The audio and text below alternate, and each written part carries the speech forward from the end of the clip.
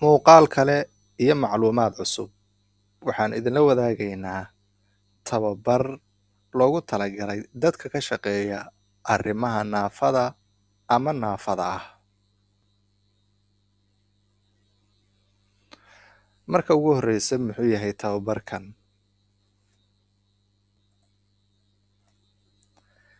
Tababarkan waxaa maalgelinaysa waaxda dowladda Mareykanka u qaabilsan dhiirigelinta hogaamiyaasha faca soo koraya ah ee Afrika.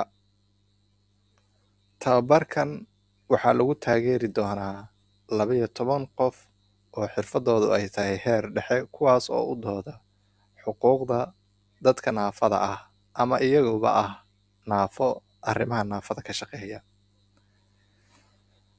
12kaas qof waxaa la doonayaa inay kasoo jeedaan wadamadan Kenya, Tanzania, Uganda iyo Ethiopia. Soomaaliya kuma jirto, balse waxaan ugu soo darnay ama aan usoo qaadanay fursadan. Soomaalidu waxay haystaan baasaboorada Kenya iyo Ethiopia, marka sidaas darteed waxaan u aragnay inay jiraan saaxiibo ka faa'iideysan kara tababarkan. Haddii shuruudihiisa aad buuxiso, 5 toddobaad ayaad ku sugnaan doontaa Mareykanka, halkaas oo lagu geyn doono inaad tababarka kusoo qaadato. Sanadka soo socda ee 2024 gugiisa ayaa la qaban doonaa tababarka. Inta ka horeysa, si kala xulidda iyo diyaar garowga ayaa socon doona. Markaan intaas fahanno, qaanadahan kala duwan waxaa ku kala qoran xogo kala duwan, marka mid kasta gaar ayaad u furan kartaa. Haddii aan hoos u sii soconno, halkan sidoo kale waxaa lagu leeyahay haddii su'aalo aad ka qabto tababarkan oo doonayso xog intaas kasii baxsan inaad ogaato, emailkan ayaad su'aalahaad qabto ugu diri kartaa, waa ay kuu soo jawaabayaan ama waxay kaa siin doonaan faahfaahin. Marka waxaan usii gelaynaa gudaha barnaamijka inagoo ku dhufanayna halkan. Qaybtan u horeysa waxaa lagu sharaxayaa tababarka wuxuu yahay, ciwaanada lagu bari doono. Marka waxa uu ka koobnaan doonaa isbuucyo seminar lagu siinayo, isbuucyo adiga lagu hagayo. Qodobadan ayaanad qaadan doontaa. Qodobada ugu muhiimsan ee lagu siin doona waa kuwan. Sawirkan meesha nooga muuqdo waa dad tababarkan horey uga qayb galay sanadkii aynu soo dhaafnay 2022. Sawirkanna waxa ay ku galeen golaha hore ee aqalka cad ee Mareykanka ee Washington.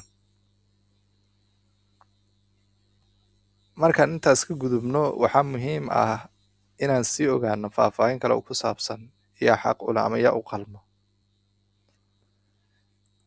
Tartankan horta waxaa la leeyahay waa mid adag, ama dadka waxaa lagu kala qiimeyn doonaa waxqabadkoodii,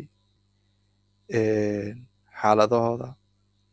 Waa mid dadka aad loo kala xuli doono ama si adag loo kala saari doono, aad baa loogu tartami doonaa. Dadkana waxaa la rabaa musharaxiinta inay kasoo jeedaan wadamadan aan soo sheegnay, inay kasoo kala jeedaan.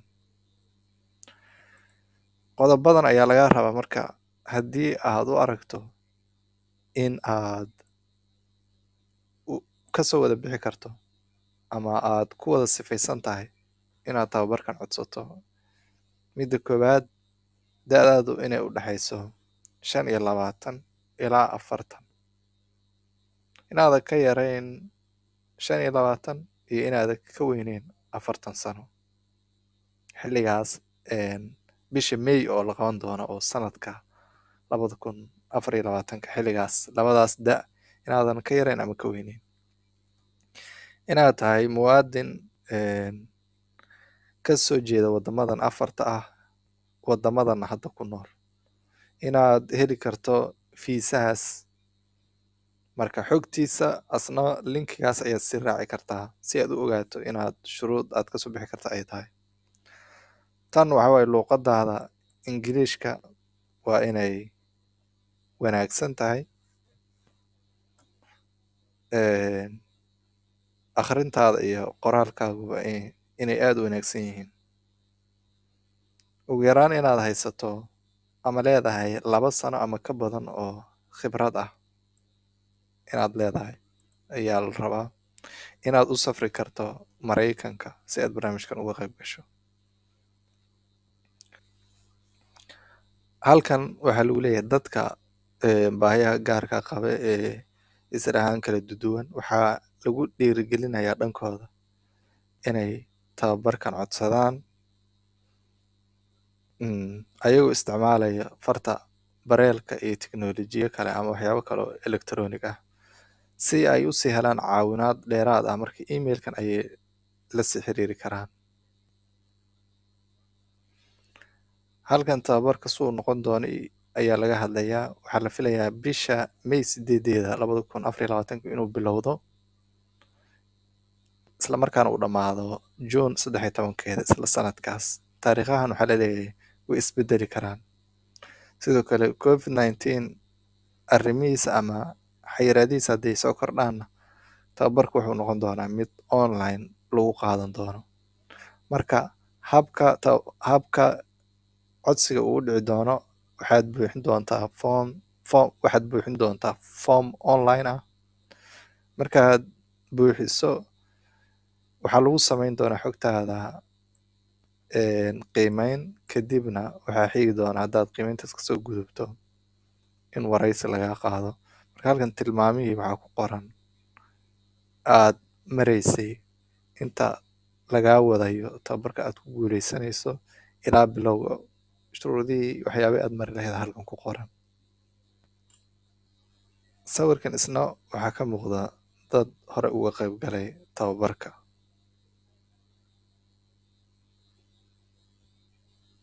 qeybahan dambe oo dhan faahfaahin ayaa ku qoran. haddii aan kasii socono xogtan waad iskasii akhrin kartaa.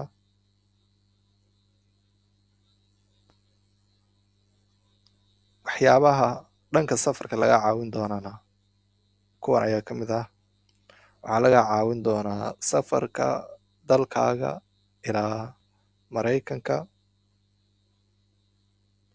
safarada gudaha Maraykanka ah, waxyaabaad heli doonto caymis dhanka caafimaadka intaad xaggaas ku sugan tahay, deegaanka iyo cunnada, sidoo kalena waxyaabo lagaa saacidi doono ama lagu ogolyahay sida buugaag iyo ka qaybgalka munaasabado ayaa jiraya. internet sidoo kale waad heleysaa. dadka baahiyaha gaarka qaba waxyaabo si gaar ah in isugu duwa hadday u baahan yihiinna waa loo samayn doonaa. marka xogahaas markaad ogaato foomkan halkan ayaad sii raaci doontaa apply here ay ku qoran tahay si aad horey ugu sii socoto.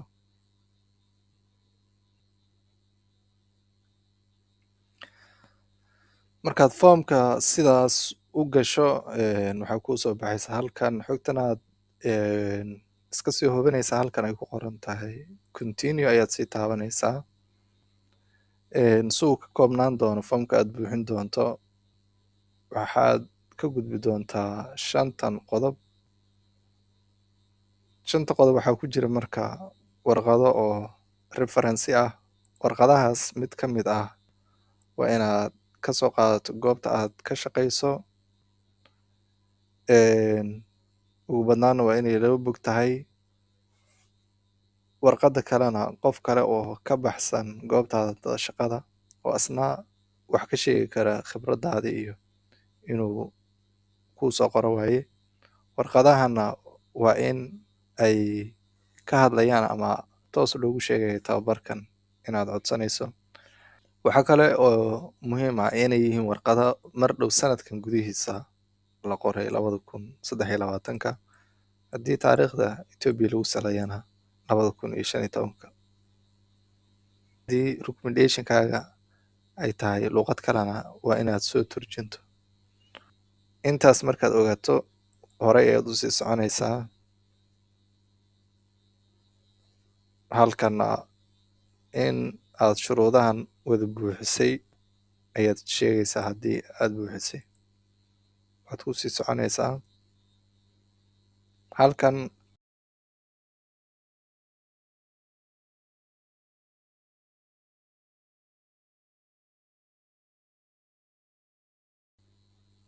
halkana su-aalo kale oo wadamadan inaad kasoo jeedi iyo lagu weydiinayo.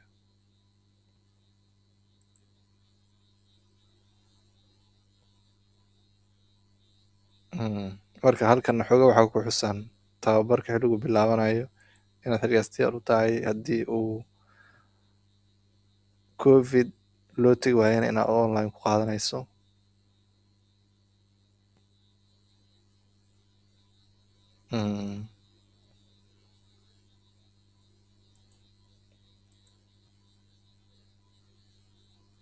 sidaas ayaad ugu soconaysaa. halkan waxaad ku buuxinaysaa magacaaga koobaad, magacaaga labaad, ka saddexaad, emailkaaga, dhadigay lamidkaa tahay labada midkood dooro. halkan waxaad sheegaysaa haddii aad u baahantahay saacidaad oo tahay qof baahi gaar ah qaba, kuwan ayaad mid dooranaysaa. markaad buuxiso hore ayaad ugu sii soconaysaa.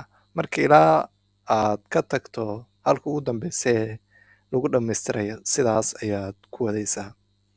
marka waan filayaa in aad la wadaagi doonto saaxiibada aad is leedahay shuruudahan way kasoo bixi karaan, soomaalida ah ee Ethiopia iyo Kenya baasaboorradooda haysta, ee arrimahan naafadana ka shaqeeya ama iyaguba naafa ah ama baahiyo gaar ah qaba.